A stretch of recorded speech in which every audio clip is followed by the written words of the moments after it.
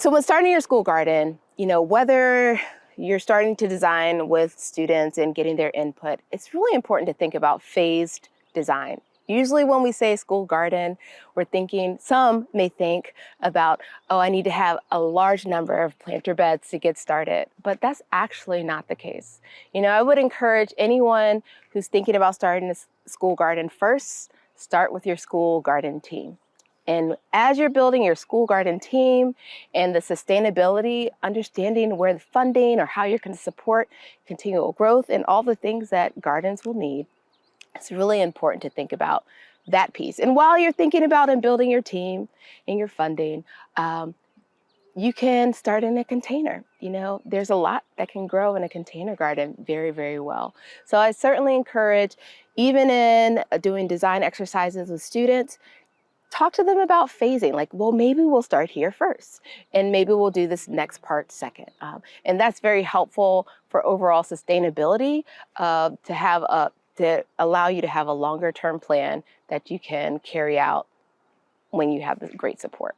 Some challenges that schools may face in starting garden programs is the lack of team members.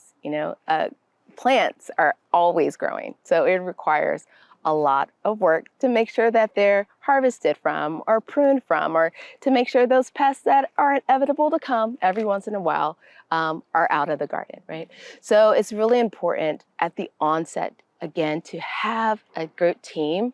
Also, sometimes, funding support can be something you need to plan for. Just because gardens, you need to replenish your seeds.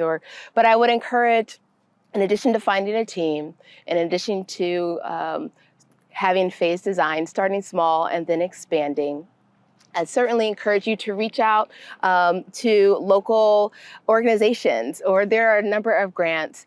And even a lot of nurseries and hardware stores are very willing to donate if you just explain to them what you're trying to do. Many of our local community, I believe that school gardens are not only just a school space, but it's also for the larger community.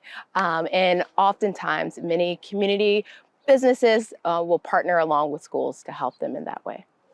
How can Extension help with school garden projects? There's so many different ways, right? So at the onset, let's be honest, some teachers may not really know what to grow. They understand that school gardens are amazing and something that can tie in really wonderfully into the curriculum, but what crops can we grow? And that's a big question that Extension can even help with. Simply, in North Carolina, we have so many seasons. We have our kale and our broccolis and our collards that grow in the cool season. And maybe a teacher might not know that.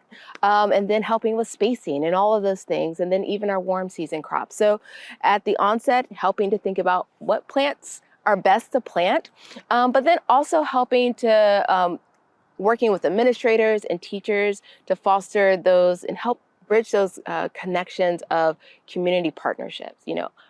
Helping administrators know that their county agents are there for them for any questions, to do any demonstrations, and that we can work symbiotically to make sure that the garden is a successful implementation within their school. So Extension has a number of roles, and I think partnership and partnering along with schools is just really helpful to know that their garden can hopefully be sustainable.